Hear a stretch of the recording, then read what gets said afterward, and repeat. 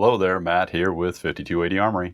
Today I'd like to introduce you to a pistol that I've been shooting for a couple of weeks now. It's the Girsan MCP35 9mm pistol. This is a variation of John Browning's timeless high power.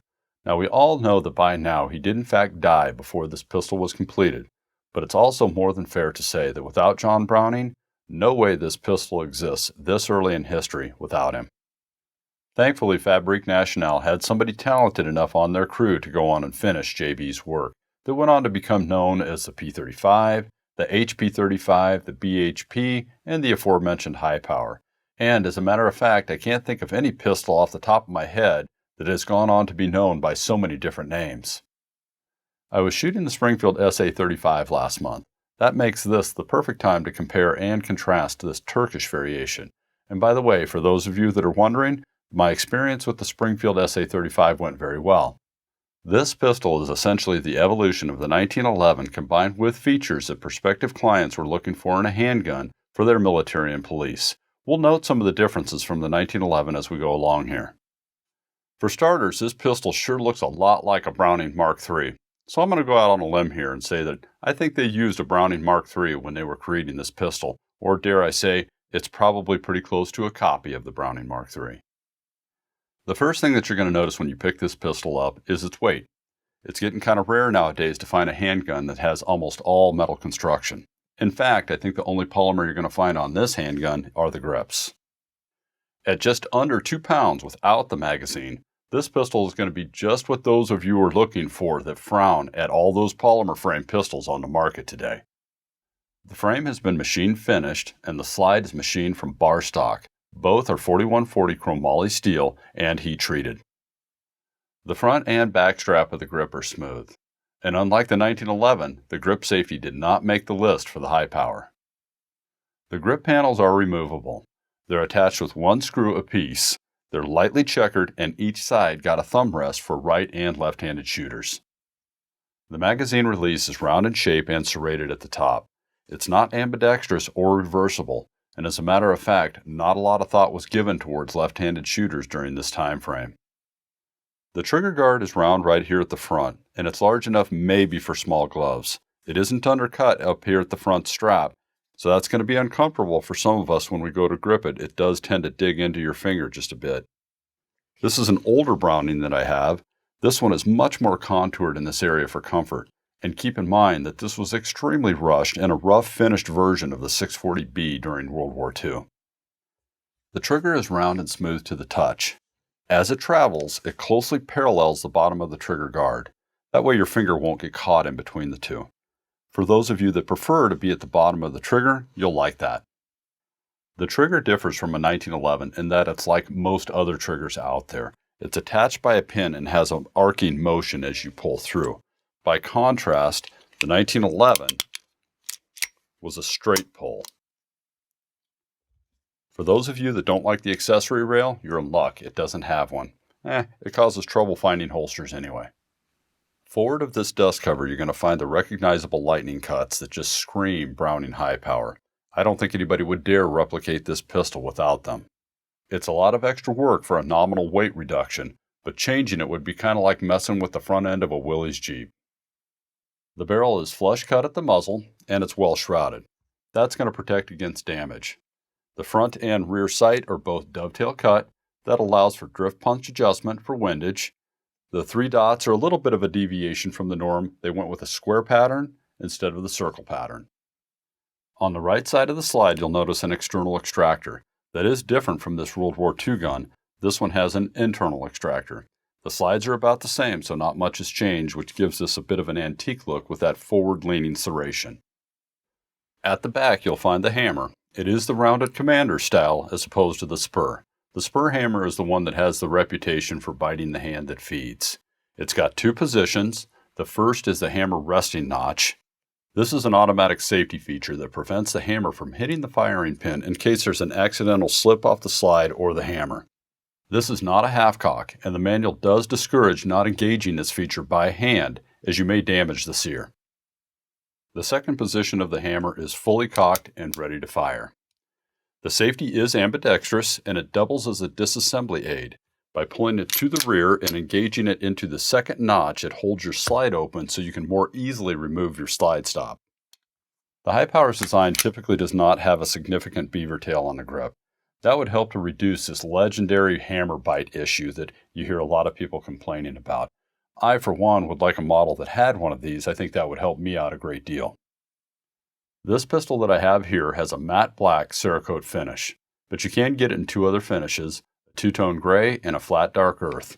The package comes with a form-fitted hard case and one 15-round mkIII mag. I'm going to cover the disassembly of this pistol in a follow-up video. We'll also discuss some other features that are better talked about when the pistol's taken apart. But for now, let's get packed up and let's go hit the range, and we'll put some of these previously mentioned features to the test. So I'm all set up on range now. I've got a little light oil on the MCP35. Let's put some rounds down range and let's see where we're hitting on this target.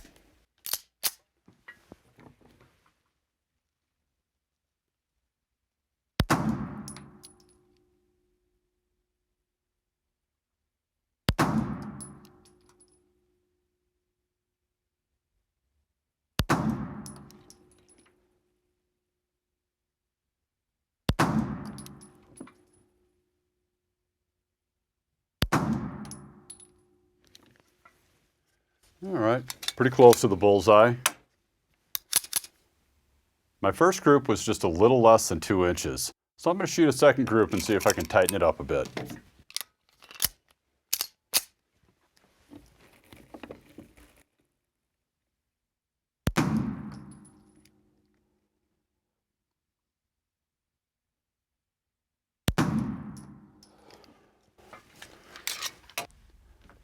I was able to close group 2 by about 1/2 inch.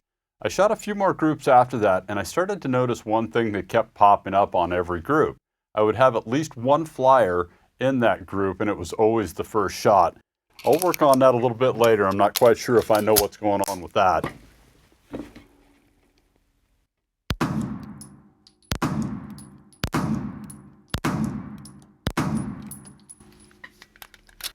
The Lyman trigger gauge has the pull weight on this MCP35 coming in at mid-7s, sometimes even high 7s. That's kind of high. By contrast, this SA-35 is coming in at the mid-5s. Interesting side note though, the very first SA-35 that I shot, the trigger was quite a bit heavier, a couple pounds. Goes to show you that firearms are like kids, they do have personalities.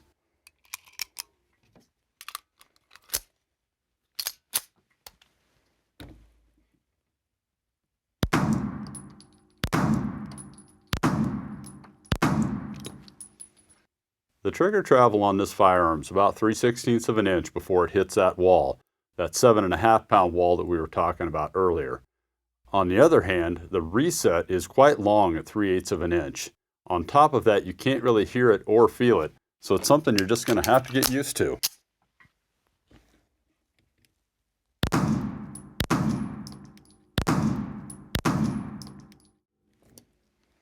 I can get to the ambidextrous safety quite easily. I can engage and disengage without having to adjust my grip. The magazine release and the slide stop are right at about the limit of me being able to use them without adjusting my grip. I wear an extra large glove on my hands, so for those of you with smaller hands, you'll just have to see how this works out for you.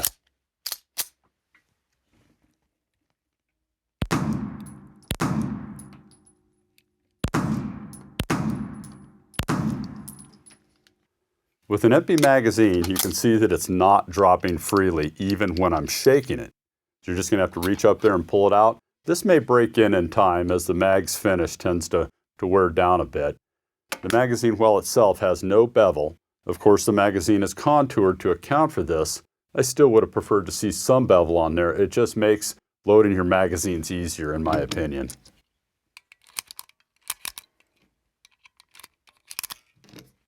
Since I just happen to have the Springfield SA-35 here, let's try doing a mag swap. Let's see what happens.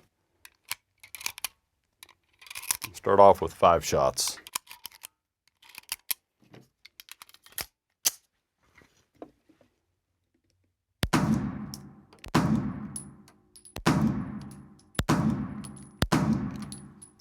That's a good start. 5 shots, no failures to feed, fire, or eject. It held open on the last round. I did have to pull it out of the magwell though.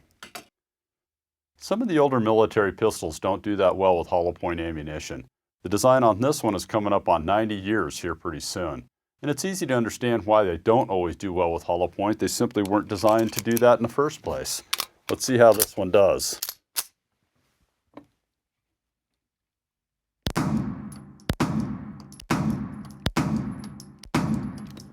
Well, that's a pretty good start. 5 shots and no problems. I waited till the end of the day of shooting to answer this question. Did I get that proverbial hammer bite that high-power designs often give? No, I didn't.